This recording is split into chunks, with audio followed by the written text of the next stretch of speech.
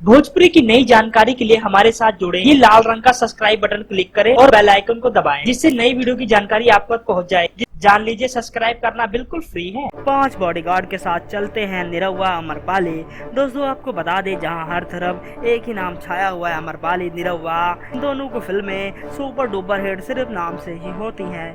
दोस्तों आपको बता दें, ऑडियंस को पता होता है इनकी फिल्में हमेशा ही सुपर डुपर हिट होती हैं। इस बात का बहुत कम लोगों को पता है कि अमरपाली और निरहुआ के साथ कितने बॉडीगार्ड रहते हैं। दोस्तों इस फोटो में देखिए, आपको 5 बॉडीगार्ड नजर आएंगे, जो कि निरहुआ अमरपाली की बॉडीगार्ड है। इनकी रक्षा करने के लिए जान भी देने के लिए तैयार हैं। जहां दोस्तों अमरपाली और निरहुआ के चाहने वाले लगभग 30 करोड़ से ज्यादा लोग हैं।